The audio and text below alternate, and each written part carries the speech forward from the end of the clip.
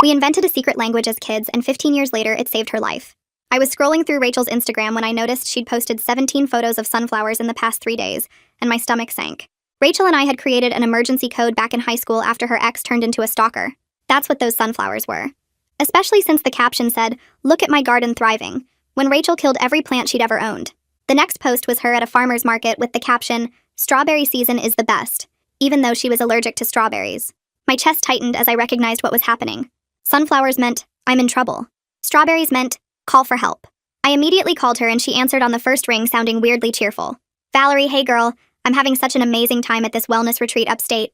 "That's great," I said carefully. "Which one are you at?" She laughed, but it sounded forced. "Oh, you know, the one with meditation and yoga. They have these beautiful sunflower fields, and tomorrow we're going strawberry picking." There it was again. Sunflowers and strawberries. "Sounds perfect," I said, trying to keep my voice normal. "Hey, remember that time we went camping at Bear Mountain and got lost?" We'd never been camping at Bear Mountain, but it was part of our code. "Oh my god, yes," she said. We walked 12 miles that day. 12 miles was the code response. Someone was listening to this call, and Rachel was being held against her will. "I might come visit you tomorrow," I said. "Would that be cool?" There was a pause, and then Rachel's voice came back slightly higher. "Actually, they don't allow visitors during the first week. But you know, I've been reading so much here, especially those blue books we used to love." Blue books meant she was being drugged. They serve vanilla cake every night, which is amazing. Vanilla cake meant she didn't know where she was. My hands were shaking as I took notes. I checked her earlier posts with fresh eyes and found more code hidden in normal-looking captions. A photo from Tuesday said, "Missing my silver jewelry today," which meant she was being watched constantly. Wednesday's post about loving these 6 a.m. wake-up calls meant there were 6 people involved. Thursday had a picture of her meal with, "The food here reminds me of summer camp," which was our code for barely edible, and "Can't wait to go swimming in the lake," when we both knew Rachel was terrified of lakes because she couldn't swim. Her most recent post from an hour ago made my blood run cold. It was a selfie with the caption, "Having so much fun with my new friends, especially the girl who reminds me of Jessica from 10th grade." Jessica was a girl from our 10th grade class who was kidnapped and murdered. I drove to Rachel's apartment and found her laptop still open on her bed, showing a website for Life Renewal Institute that looked professional, but had only been created 2 weeks ago according to the page source. Her search history showed she'd been researching someone named Dr. Desmond before the website appeared. I Googled him and found old news articles about a psychiatrist who'd lost his license for experimenting on patients without consent. He'd disappeared 5 years ago. The website had testimonials from dozens of women, all around our age, all talking about finding themselves at this retreat. But when I looked closer at their photos, they all had the same glassy expression, and their testimonials used identical phrases. I was about to call the police when Rachel posted again. This time it was a group photo with 12 other women, all in white clothes, all smiling. The caption read, "Beach day with the girls. We collected 13 shells and saw a dolphin." There were no beaches anywhere near upstate New York. 13 shells was our code for immediate danger, and dolphin meant someone had died. I zoomed in on the photo and counted the women. There were 13 in the photo, but Rachel said, "with the girls," like she wasn't counting herself, which meant one of these women was already dead. I tried calling Rachel again with my hands shaking, but it went straight to voicemail. I called 911, but as I was explaining the situation, another Instagram post appeared on Rachel's account. It was a video of her smiling and waving at the camera. "Hey everyone, just wanted to let you know I've decided to extend my stay here indefinitely. This place has changed my life and I'm going to help them expand to new locations. Valerie, I especially think you'd love it here. Check your mailbox tomorrow for a special invitation." My blood went cold because Rachel was blinking in a pattern in the video, another one of our codes, and she was spelling out letters with her blinks. DONTCOMEALONE. I grabbed my phone and started taking screenshots of everything, my fingers moving fast across the screen as I captured the video, the caption, every comment. I created a new folder on my laptop and labeled it with today's date, then started dumping all the screenshots inside while my brain shifted into the organized mode I used for journalism projects back in college. My hands were still shaking, but at least now I had something to do, some way to fight back against the fear that wanted to freeze me in place. I went back through every single one of Rachel's posts from the past week, and took screenshots of those too, making sure I had copies of everything before it could disappear. At 2 a.m., I called Suresh because he was the only person I knew who understood online investigation stuff and wouldn't think I was crazy for calling in the middle of the night. He picked up on the third ring sounding groggy but alert. I didn't even say hello, just started talking fast about Rachel and the codes and the video with the blink pattern. He didn't interrupt once, just listened to everything I said, and when I finally stopped to breathe, he told me to send him every screenshot I had while he booted up his computer. I could hear him moving around, the sound of a chair scraping across the floor, and I felt a tiny bit less alone knowing someone else was awake and helping. Suresh walked me through backing up Rachel's entire Instagram account using some archiving tool I'd never heard of before. We created a shared encrypted folder in the cloud, and he started pulling metadata from her posts, while I made a timeline of every coded message I'd found. He explained what he was doing as he worked, talking about IP addresses and location data and EXIF information from the photos. I didn't understand most of it, but I wrote down everything he said anyway. He kept saying we needed to document everything before anything could be deleted, and his calm voice helped me focus, even though my stomach was twisted in knots. At 6 a.m., I was still awake, sitting at my kitchen table and staring at the physical invitation that had arrived in my mailbox sometime yesterday. It was a cream-colored card with embossed sunflowers on the front, and an address for a complimentary wellness consultation printed in fancy script. The fact that they knew where I lived made me want to throw up. Rachel must have given them my name, probably when she was already drugged and trapped, and now they were coming after me too. I picked up the card with shaking hands and looked at the return address, my brain making the connection before I could stop it. I grabbed my phone and took photos of the invitation from every angle, making sure to get clear shots of the postmark and the return address. Then I texted the photos to Suresh and watched as he confirmed that the P.O. box number matched exactly what he'd found linked to the Life Renewal Institute website. My apartment suddenly felt wrong, like someone was watching me through the windows even though I was on the 4th floor. I got up and checked every window lock twice, then checked the front door deadbolt 3 times, my hands still shaking as I moved through each room. By 8 a.m., Suresh sent me his first real findings, and I read through them twice to make sure I understood. The website domain was registered through a shell LLC with a P.O. box address near Long Island. He'd traced the hosting to something called a CDN that served the eastern seaboard. The testimonial photos were stock images with the faces swapped using editing software, which meant none of those women were real. I felt sick reading it, seeing proof that the whole thing was fake, that Rachel had walked into a trap that looked professional and legitimate on the surface. I forced myself to eat breakfast even though I wasn't hungry, making toast and coffee because I knew I needed to think clearly instead of spiraling into panic. While I ate, I got dressed in clean clothes, then sat down with a notebook and wrote out every single piece of the code Rachel and I had created back in high school. Sunflowers meant trouble. Strawberries meant call for help. Blue books meant drugged. Vanilla cake meant she didn't know where she was. I went through the whole list, testing my memory to make sure I hadn't missed any signals in her posts, my pen moving across the paper as I recreated our secret language. At 9 a.m., I called the non-emergency police line and carefully explained that my friend was missing and being held against her will. The woman on the phone asked a bunch of questions and told me to come to the station with any evidence I had. I showed up an hour later with my laptop and a folder full of printed screenshots. The desk officer looked at me like I was wasting his time until I opened the laptop and showed him the decoded messages. Then I explained the blink pattern in the video, showing him how Rachel was spelling out letters with her eyes. His expression changed and he picked up his phone to call someone. Detective Winston Douglas came out and brought me into an interview room that smelled like coffee and old paper. He was a middle-aged guy with tired eyes and gray hair, wearing a wrinkled shirt like he'd been at work all night. He actually listened as I went through everything I'd documented, taking notes on a yellow legal pad and asking questions that showed he understood what I was saying. It took 2 hours to go through all of it. When I finished, he leaned back in his chair and told me this matched a pattern they'd been tracking across 3 states. Other women had gone missing after attending wellness seminars or retreats, all around our age, all disappearing into facilities that looked legitimate but weren't. Winston opened an official missing persons case right there and filed something called a preservation request with Instagram to prevent Rachel's account from being deleted. He wrote down his direct phone number on a business card and handed it to me, then looked me straight in the eyes and told me clearly not to go to that facility alone or accept their invitation. He explained that if I went there, I could mess up the investigation or end up trapped myself. I wanted to argue that every minute we waited was another minute Rachel was drugged and held prisoner, but I could see in his face that he got it, that he was moving as fast as the system would let him. I walked out of the station 20 minutes later with a case number written on the back of Winston's card, and my phone already buzzing with a text from Suresh saying he'd found 2 more P.O. boxes registered to the same shell LLC, one in Connecticut and one in New Jersey.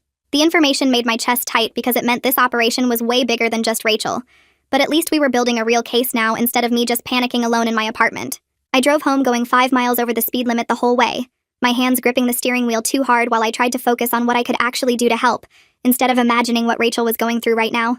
Back at my apartment, I opened my laptop and created a new Gmail account using a fake name, then pulled out the cream-colored invitation card and dialed the phone number printed at the bottom. My hands shook a little as I opened the voice recorder app on my phone and set it next to the laptop speaker, pressing record right before someone picked up on the 3rd ring. A woman answered with this super calm voice that sounded like she was trying to sell me meditation or yoga, asking how she could help me begin my renewal journey. I told her I'd received an invitation and was interested in learning more about the retreat, and she immediately started asking me questions about my stress levels and whether I felt supported by my family and friends. The questions felt weird and too personal for a first phone call, like she was trying to figure out if I had people who would notice if I disappeared. I crafted my answers carefully to sound a bit desperate and isolated, without being so obvious that she'd get suspicious, mentioning that I'd been feeling really overwhelmed lately and didn't have many close friends in the area. She made these sympathetic noises and told me the retreat was specifically designed for women who felt disconnected and needed deep healing work, and then she asked if anyone knew I was calling. I paused like I was thinking about it and said no. I hadn't told anyone because I wanted to make this decision for myself without outside pressure. Her voice got even warmer after that, and she offered me a complimentary weekend retreat starting in 5 days, describing it as a special opportunity for women who were ready to commit to real transformation. I told her it sounded amazing, but I needed some time to think about it and check my schedule, and she immediately pushed back, saying the spots were very limited, and this particular weekend was special. When I held firm and said I really needed to think it over, she tried 2 more times to get me to commit right then, using language about how hesitation was just fear holding me back from the life I deserved. Finally, she accepted that I needed time and told me to call back within 24 hours if I wanted the spot, her voice losing some of that fake warmth as we hung up. I saved the recording and texted Suresh to meet me at the coffee shop near his apartment in an hour, then spent the time making detailed notes about every question she'd asked and how she'd responded to my answers. At the coffee shop, Suresh was already waiting in a back corner booth with his laptop open, and I slid in across from him and pulled out my phone to play the recorded call. His expression got darker and darker as he listened, and when it finished, he pulled up a research article about coercive control and manipulation tactics used by cults and high control groups. He pointed at the screen, showing me how the woman's questions were specifically designed to identify vulnerable targets, asking about isolation, family support, and whether anyone knew about the contact. The pushback when I hesitated was textbook pressure technique, and the language about fear holding me back was a manipulation strategy to make me doubt my own judgment. We sat there for another hour while he showed me more research on cult recruitment patterns, and everything matched what we'd just heard on that phone call. My phone rang while we were still at the coffee shop, and Winston's number showed up on the screen. So I answered, and he told me he'd contacted the FBI because the multi-state pattern suggested possible interstate trafficking. I felt this surge of hope that federal agents would move faster and have more resources. But then he explained that FBI involvement actually meant more bureaucracy and slower coordination between agencies. I bit down the frustration building in my throat and asked what I could do to help speed things up, and he said to keep documenting everything but absolutely stay away from that facility and don't accept their invitation.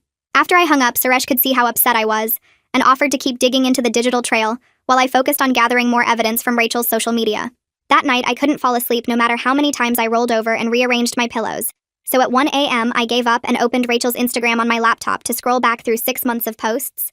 I was looking for earlier warning signs I might have missed, any hints that something was wrong before the obvious coded messages started appearing. Around 2 a.m., I found a subtle shift in her posting patterns that started about 8 weeks ago, right after a post where she mentioned attending a free stress management seminar near her gym. Before that seminar, her posts were normal, random photos of her life and meals and friends, but after it, her captions started getting slightly different, more focused on self-improvement and wellness, and finding her authentic self. The change was gradual enough that I hadn't noticed it happening in real time, but looking back through all the posts in sequence, it was obvious something had shifted. My phone lit up with a text from Suresh at midnight saying he'd found something big, and when I called him back, he explained that the P.O. box near Long Island was receiving weekly shipments from a medical supply company. He'd cross-referenced the company name with state licensing databases, and discovered they supplied sedatives and psychiatric medications to licensed medical facilities, which meant someone was ordering controlled substances and having them delivered to that P.O. box. The next morning, I made coffee and opened my laptop to do a reverse image search on the group photo Rachel had posted, the one with all the women in white clothes. I uploaded the image and waited while the search engine processed it, my coffee getting cold in my hand as results started populating the screen. 2 of the women in that photo appeared in missing persons databases, one from Virginia and one from Pennsylvania. Both reported missing within the last 4 months after telling family they were attending wellness retreats. My hands were shaking so badly I almost dropped my phone as I screenshot the missing persons reports and sent them to Winston with a message explaining what I'd found. He called me back 50 minutes later, sounding way more urgent than before, telling me he was escalating the case and bringing in a task force to coordinate with the other jurisdictions.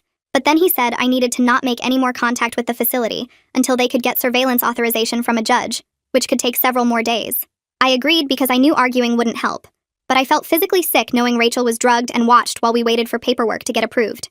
I spent the afternoon on Facebook searching for the families of the 2 women I'd identified from the photo, finding their pages and crafting careful messages, asking if they'd heard from their daughters recently and mentioning I might have information. One of the mothers responded within minutes, her message desperate and asking me to please tell her anything I knew about where her daughter might be. I called her within 5 minutes and she picked up before the first ring finished. Her voice cracked as she said hello, and I could hear she'd been crying for hours. I explained who I was and how I found her daughter in the photo Rachel posted, describing the Instagram codes and what they meant. She started sobbing so hard I could barely understand her words. Something about police saying her daughter went voluntarily, and they couldn't do anything about an adult choosing to attend a retreat. I asked if her daughter had ever mentioned anything about stress management seminars or wellness programs before she disappeared, and the mother said yes. About 4 months ago, she went to a free seminar at a community center. After that seminar, her daughter started talking about finding herself and needing to reset her life. Then 3 months ago, she said she was going to a retreat upstate and would be out of contact for a while. The mother never heard from her again except for a few text messages that didn't sound like her daughter's normal way of writing. I took detailed notes while she talked, asking about the seminar location and any names her daughter mentioned. She gave me everything she could remember, and I promised to share what I found with the detective handling Rachel's case. After we hung up, I immediately called Winston and explained about the Virginia missing persons case, giving him the report number and the mother's contact information. He listened without interrupting, and when I finished, he said this changed everything, because now they had a pattern spanning multiple states. I sent him screenshots of both missing persons reports while we were still on the phone, and he said he'd contact the other jurisdictions immediately to coordinate. Suresh texted me 10 minutes later saying he found a third P.O. box registered to the same shell company in Connecticut, and a fourth one in New Jersey. I forwarded that to Winston too, and watched the case grow from my missing friend into something way bigger and more organized. I spent the next hour searching for any journalism contacts who might cover this kind of story, and remembered a former colleague had interviewed an investigative reporter who specialized in predatory wellness scams. I found her email and sent a carefully worded message explaining I had information about a fake retreat operation and asking if she'd be willing to talk off the record. Laura Hendricks responded within 30 minutes saying she could meet me the next morning at a coffee shop downtown. I showed up early and recognized her immediately from her author photo, a woman in her 50s with sharp eyes that seemed to catalog everything in the room. She ordered coffee and listened to my entire story without taking notes, just absorbing every detail with the focus of someone who'd heard similar things before. When I finished, she leaned back and told me she'd been tracking unlicensed practitioners running fake wellness retreats for 3 years. She said they preyed on women going through difficult times, promised transformation and healing, then isolated them and drained their bank accounts before shutting down and relocating. Most victims were too embarrassed to report what happened, and the operators moved fast enough that she could never publish before they disappeared. I asked if she'd be willing to help expose this operation, and she said yes, but she needed solid evidence and ideally someone willing to go on record.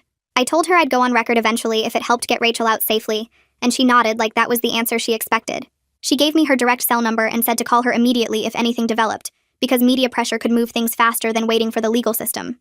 That evening, Suresh picked me up and we drove to the P.O. box location with cameras and a thermos of coffee. We parked across the street with a clear view of the boxes and settled in to watch. For 2 hours, nothing happened except regular mail carriers making deliveries. Then around 6, a black van with no company logos pulled up to the curb. A man in jeans and a plain jacket got out and opened one of the P.O. boxes using a key, loading several packages into the back of the van without signing anything or showing ID. Suresh took photos of the van's license plate and the man's face while I recorded video on my phone. The van pulled away, and we followed it at a distance, staying back far enough that we wouldn't be obvious but close enough to track where it went. It headed east through rush hour traffic, and we almost lost it twice at red lights, but managed to keep it in sight. After 40 minutes, the van merged onto the highway heading toward the coast, and Suresh said it looked like they were going to the ferry terminal. We followed until heavy traffic made us lose visual contact, but we were close enough to confirm the van was definitely heading toward the water. Suresh pulled over and opened his laptop, searching for maps of barrier islands accessible by ferry from this area. He found 3 possibilities, all with private properties large enough to house some kind of facility. I called Winston from the car and explained what we'd just seen, the black van picking up packages and heading toward the ferry terminal. He sounded frustrated when he told me that tailing suspects was dangerous and could compromise the investigation if we got spotted. I started to argue, but he cut me off and said the ferry terminal lead was valuable, and he'd coordinate with the Marine unit to investigate properties on the barrier islands. He made me promise not to follow any more vans or do anything else that could alert the operation we were investigating them. I agreed, but felt useless just waiting while Rachel was drugged and trapped somewhere. The next morning, Winston called and I could hear the frustration in his voice before he even started talking. He said the judge pushed back on his warrant request, claiming that Instagram codes and concerned friends didn't constitute probable cause for raiding a private wellness facility. I wanted to scream at how slow everything moved, but I forced myself to stay calm and ask what evidence would be enough to convince the judge. Winston said he needed either direct testimony from someone who'd been inside the facility or proof of criminal activity beyond circumstantial social media posts. I thanked him and hung up feeling defeated. Then my phone buzzed with a text from Laura. She sent me a link to an anonymous forum post from 6 months ago, where someone claiming to be a nurse described quitting a wellness retreat after being asked to give sedatives to patients without proper consent forms. The post mentioned that staff called the sedation protocol Blue Books, the exact same code Rachel had used in her Instagram caption. I screenshot the forum post and sent it to Winston immediately while texting Suresh to see if he could trace who posted it. He called back 20 minutes later saying the account was created through a VPN and only ever made that single post before being abandoned. Laura texted suggesting we try reaching out through the forum to see if the person still monitored it, so I created an anonymous account and posted a careful response asking if anyone had more information about wellness retreats using Blue Book protocols. I hit submit and sat staring at my phone, hoping whoever posted originally would see it and respond. 2 days crawled by with my laptop open constantly, refreshing the forum page every few minutes even though I knew notifications would alert me to any response. I couldn't eat much and barely slept. Just kept checking Rachel's Instagram for new posts while running through worst-case scenarios in my head. Suresh texted me updates about his continued research into the shell companies, but we weren't finding anything new without more inside information. On the third morning, my anonymous forum account showed a private message notification, and my hands shook so hard I almost dropped my phone. The message was short and careful, saying the sender's name was Reina, and she might have information about the place I was asking about, but she would only meet in person at a public location. She suggested a diner 2 hours north and made it clear I had to come alone because she was taking a big risk even talking to me. I screenshot the message immediately and called Winston, explaining about the forum post and this woman reaching out. He listened without interrupting, and then told me firmly that if I was going to meet this person, he wanted plainclothes officers positioned nearby in case it was a trap or the situation went bad. I agreed because honestly the thought of meeting a stranger connected to this operation made me nervous, even in a public diner. Suresh called right after I hung up with Winston and said he wanted to come with me, but I explained that Reina had been specific about meeting alone, and we couldn't risk scaring her off when she might be our only inside source. He made me promise to keep him on the phone during the entire 2-hour drive and to text him the diner's address so he could track my location. The drive felt endless even with Suresh talking to me the whole time, his voice keeping me calm while my mind raced through what this woman might tell me and whether the information would be enough to get Rachel out. I spotted the plainclothes officers as soon as I pulled into the diner parking lot because Winston had texted me their descriptions, 2 people in separate cars positioned to watch the entrance. Inside the diner, I found Reina sitting in a back booth, a woman who looked to be in her 40s wearing nurse scrubs under an unzipped jacket. Her eyes kept moving around the diner, scanning faces and exits like she expected someone to grab her at any moment. I slid into the booth across from her and she studied my face for a long moment before speaking quietly. She told me she had worked at the facility for 6 weeks before quitting because her conscience couldn't handle what she was seeing anymore. Her hands trembled slightly as she wrapped them around her coffee cup and explained that ever since she left 3 months ago, she'd been scared they would come after her for knowing too much. I asked her to tell me everything about the place, and she took a shaky breath before describing a converted private rehab facility located on a barrier island that you could only reach by private ferry. Dr. Desmond ran what he called intensive renewal therapy on women who thought they were attending a normal wellness retreat. The women got gradually sedated over their first few days there, then isolated from any outside contact, while being put through experimental treatments that Reina said felt more like psychological torture than therapy. She grabbed a napkin from the dispenser and started sketching a rough layout of the facility, marking where the women's rooms were located, where medications got stored in a locked cabinet, and where security watched camera feeds from a central monitoring station. Reina mentioned that renewal weekends happened twice a month when new women arrived by ferry, and others supposedly got released, though she suspected some women never actually left the island. Her pen paused over the napkin and she added one more detail that made my stomach turn, telling me the facility had an industrial incinerator that was officially for medical waste disposal. She had seen them burning what looked like personal belongings and documents one night when she worked a late shift, not medical waste at all. I kept my voice steady even though I felt sick, and asked her about the security patterns and how many staff members worked there at any given time. Reina said there were usually 6 people on site including Dr. Desmond himself, with 2 security guards who rotated through 12-hour shifts and 3 medical assistants who handled the daily sedation protocols and basic patient care. She described the security as serious but not like military level, mostly depending on the island's isolation, and keeping the women too drugged to think clearly enough to plan any kind of escape. I pulled out my phone and asked if I could record what she was telling me, and she hesitated before nodding and giving permission. She talked for another 20 minutes about specific details of how the facility operated, the fake intake paperwork they used, and the supply chain for medications. Before she stood to leave, she made me promise that if she gave a formal statement to the police, they would guarantee her some kind of protection from retaliation because she was genuinely scared of what Dr. Desmond might do to someone who exposed his operation.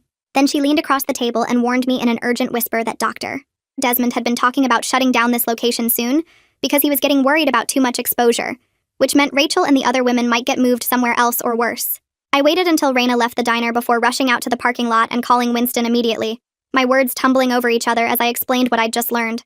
He told me to stay put and that he was driving out to meet Reina himself, bringing a victim advocate and a prosecutor who could discuss possible immunity deals to make her comfortable giving an official statement.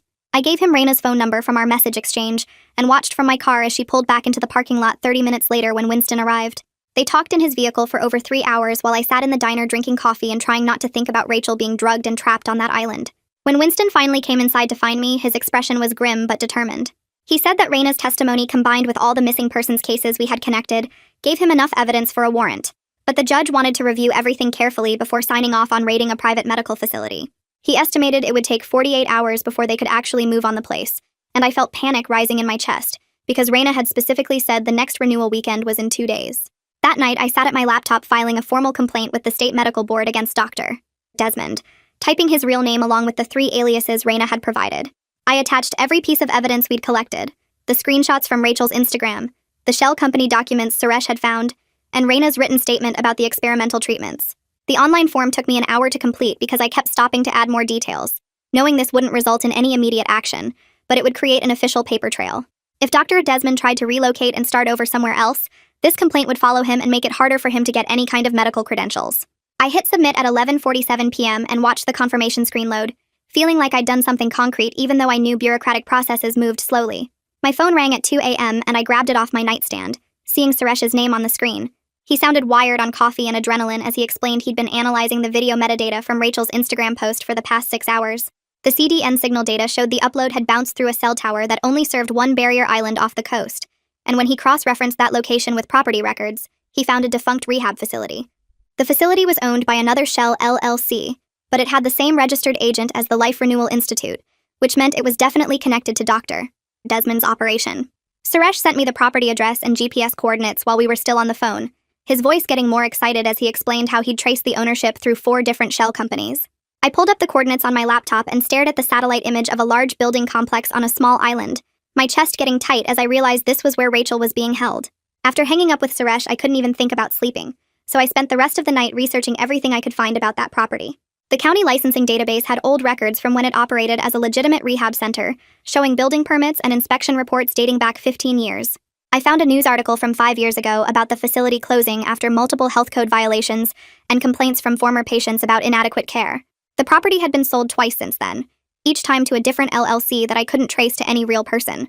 The licensing records showed the facility had boat access with a private dock, a helicopter landing pad on the roof, and enough beds for 30 patients spread across 3 floors.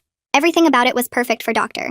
Desmond's operation, isolated and large enough to hold multiple women while keeping them completely cut off from the outside world. At 8 a.m., my phone rang with a number I didn't recognize, and I almost let it go to voicemail before realizing I needed to maintain my cover as a potential recruit. The same woman with the overly smooth voice from before reminded me about the complimentary retreat weekend starting tomorrow, her tone friendly but with an edge of pressure underneath.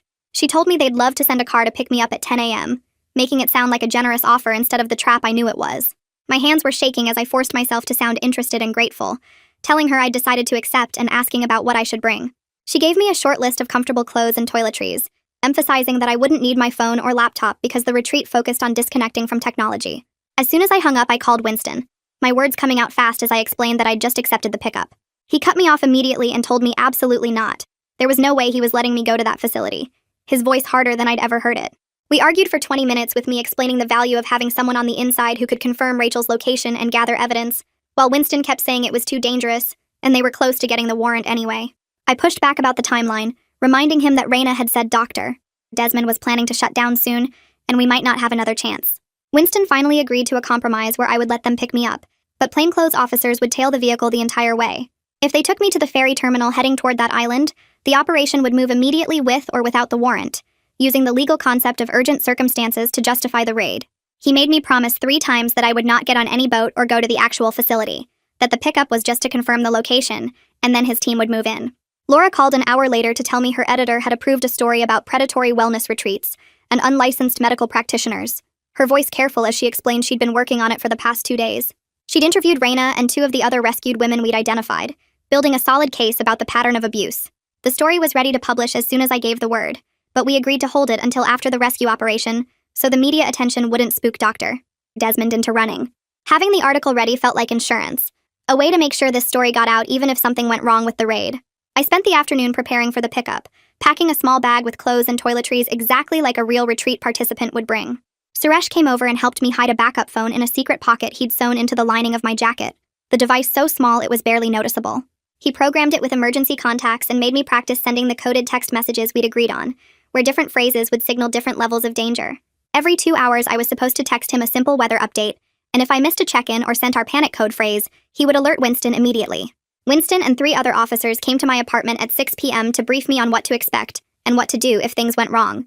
They gave me a panic button device that looked exactly like a lipstick tube, showing me how to twist the bottom 3 times to activate a silent GPS alert that would bring the entire tactical team to my location. Winston made me repeat the safety protocols 3 times, walking through each scenario of what could happen and how I should respond. He told me that if I felt unsafe at any point, even just a bad feeling, I should activate the panic button and they would come in immediately, regardless of the warrant status or the plan. The way he looked at me when he said it made me realize how worried he actually was, but he wasn't going to stop me because he knew we needed this confirmation. That evening, I was checking my phone every few minutes when Rachel posted a new photo to Instagram. A sunset view from a window with the caption saying she couldn't wait for renewal weekend tomorrow, and everything was about to change. I zoomed in on the image immediately, my eyes scanning every detail until I spotted her reflection in the glass. She was holding up 2 fingers in what most people would think was a peace sign, but I recognized it instantly as our code for the second floor. Her hand was positioned on the right side of the reflection, which meant east side of the building. I screenshot the photo and sent it to Winston along with Raina's layout sketch, my message explaining that Rachel had just confirmed her exact location in the facility. Winston texted back within seconds saying they had the information, and the tactical team was positioned on the mainland, ready to move as soon as I confirmed the ferry route. I stared at Rachel's reflection in that window for a long time, seeing how thin her face looked and the tired expression in her eyes even in the small image. Tomorrow morning, I would get in that car and let them take me toward the island, trusting that Winston's team would follow, and that our childhood code system would be enough to get us both out alive.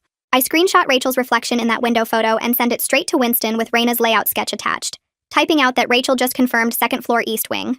His reply comes back in under a minute saying the tactical team is already positioned on the mainland and the marine unit has boats ready to move the second. I confirm I'm at the facility. I stare at my phone screen reading his message 3 times, feeling the reality settle in that tomorrow I'm actually doing this. Sleep doesn't come easy that night as I lie in bed running through every possible scenario of what could go wrong. I keep thinking about Rachel being drugged and watched, about the woman who died that the dolphin code referenced, about Dr. Desmond's cold eyes in those old news photos.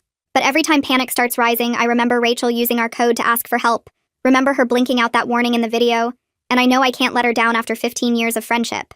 At 6 a.m., I'm already dressed in comfortable clothes that look like something a stressed woman would wear to a wellness retreat, my small bag packed with toiletries and a change of clothes. I'm double-checking that the backup phone is hidden properly in the jacket lining when I see a black sedan pull up outside my building through the window. It's the same type of vehicle Suresh and I saw at the P.O. box, dark windows and no company markings. My hands shake as I grab my bag and head downstairs, texting Suresh that the pickup just arrived. The driver is a woman who looks about 50 wearing yoga pants and a flowing top, her smile bright and welcoming as she opens the back door for me. She tells me her name is Melissa and that I'm going to have such an amazing experience at the retreat. I slide into the back seat and she starts talking about how transformative the program is, how it changed her entire life, how I'm making the best decision I've ever made. Her voice has that same too smooth quality as the woman on the phone, like she's reading from a script. I play along and tell her I'm excited but nervous, pulling out my phone to text Suresh my location as we start driving. Melissa keeps up the cheerful small talk about meditation and self-discovery while I watch our route, noting that we're heading exactly toward the ferry terminal like we predicted. I send Suresh updates every few minutes with street names and landmarks, keeping my texts casual in case Melissa glances back. Winston sends me a message saying they have visual confirmation on the sedan, and the team is moving into position. He tells me to stay calm and just follow whatever normal process they have unless I feel threatened. The ferry terminal comes into view and Melissa parks in a lot reserved for retreat transport vehicles. She leads me onto a private ferry that's much smaller than the public ones, just a dozen seats and a small cabin. The 40-minute ride feels longer as the boat rocks through choppy water, and I force myself to memorize everything I can see. The island comes into view gradually, mostly tree-covered with one large building visible near the shore. It looks like an old mansion that's been renovated, exactly matching the converted rehab facility Suresh found in the property records.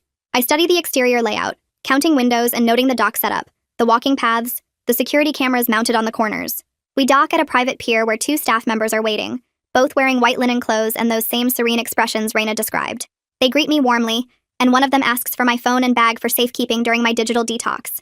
I expected this, but still feel exposed and vulnerable as I hand over my regular phone, grateful the backup is hidden in my jacket. They lead me up a stone path toward the mansion and I count my steps, noting the distance from the dock to the building entrance. Inside the foyer is decorated in calming neutrals with soft music playing, and they bring me to a small consultation room with comfortable chairs and a water feature. Dr. Desmond walks in and I recognize him immediately from the old news photos, though he's thinner now and his hair is completely gray. He's wearing casual, expensive clothes and his smile is warm, but his eyes are cold and calculating as he looks at me. He sits across from me and asks gentle questions about my stress levels, my family relationships, whether I have close friends who know I'm here. I answer carefully, playing the role of desperate woman seeking help while scanning the room for cameras and exits. I spot 2 cameras in the corners and note that the door locks from the outside. Dr. Desmond nods along to my answers and tells me I'm clearly carrying a lot of tension that their program can help release. After about 20 minutes, he tells me I'm an excellent candidate for their intensive program, and he's excited to begin my renewal journey.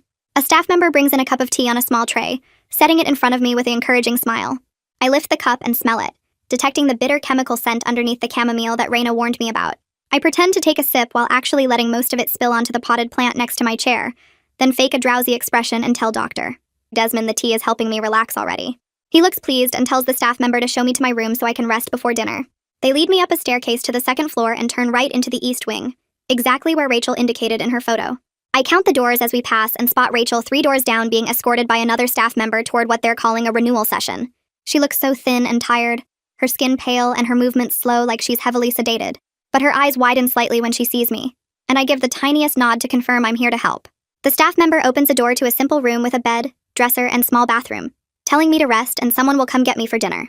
As soon as the door closes, I pull out the panic button lipstick from my pocket and twist the bottom 3 times to activate it, then hide it behind the heating vent where it won't be found during a room search.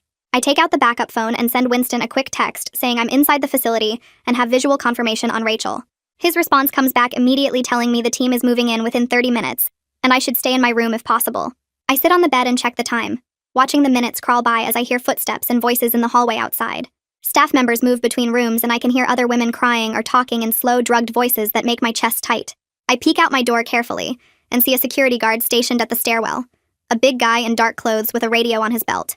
I make mental notes of his position and the layout of the hallway, counting the doors between my room and Rachel's, looking for fire exits or alternate stairways. The next 20 minutes feel like hours as I wait for Winston's team to arrive, my heart pounding every time I hear footsteps approaching my door. A loud alarm starts blaring through the building and I jump off the bed, my whole body going stiff with fear and hope mixed together. Shouting comes from downstairs, multiple voices yelling over each other, and I hear the security guard at the stairwell talking fast into his radio.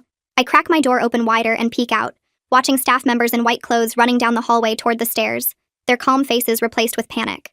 Through the window at the end of the hall, I spot boats cutting through the water toward the dock, official-looking vessels with lights flashing. My chest gets tight with relief because Winston actually did it. They're here. More shouting echoes up the stairwell, and I hear someone yelling about locking down the building, about securing the patients, about moving them to the basement. I step further into the hallway and see other doors opening, confused women looking out with glazed eyes. A loudspeaker crackles outside and Winston's voice booms across the property, clear and strong. He tells everyone to exit the building with their hands visible, to come out slowly, to not resist. More yelling from downstairs, and I recognize Desmond's voice, high and angry, shouting orders about destroying evidence and getting to the boats. I don't wait anymore. I run down the hallway toward Rachel's door, counting the rooms like she showed me in the photo. Her door has a simple lock on the outside, the kind meant to keep drugged people in, and I twist the handle hard. It doesn't budge, so I step back and slam my shoulder into it, the cheap wood cracking on the second hit. The lock breaks and the door swings open, showing Rachel sitting on her bed in white clothes that match everyone else. She looks so thin and pale, her eyes unfocused and confused, but when she sees me, her face crumples. She starts crying and tries to stand up, but her legs are wobbly. I rush over and grab her arms, pulling her up and wrapping my arm around her waist to steady her.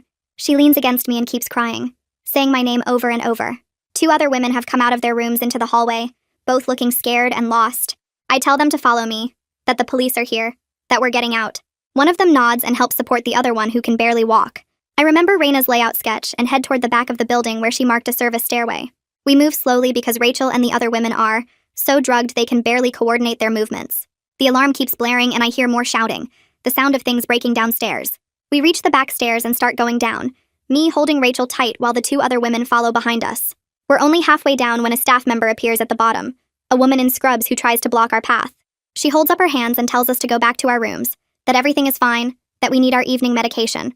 I push past her without stopping, pulling Rachel with me and telling the other women to keep moving. The staff member grabs at my arm, but I shake her off and keep going toward the sound of police voices. We burst through a back door into cool evening air, and Winston is right there with 3 officers in tactical gear. He sees us and immediately calls for medical help, his face showing relief and concern. He guides us away from the building toward a clear area where paramedics are setting up. The scene outside looks like controlled chaos. Police officers are everywhere, some securing the building perimeter while others handcuff staff members who are being let out with their hands behind their backs.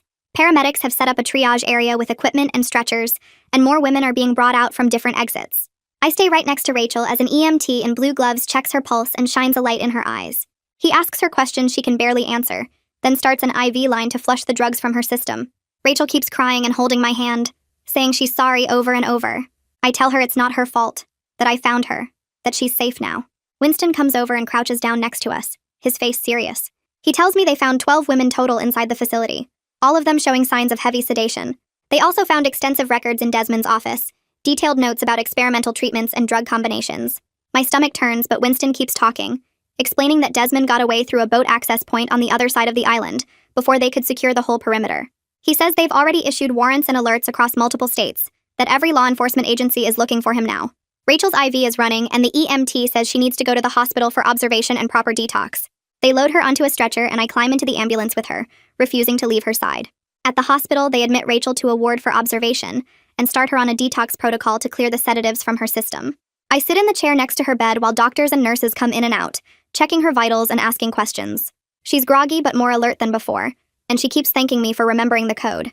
She says she was so scared I wouldn't understand the Instagram messages, that no one would figure it out in time.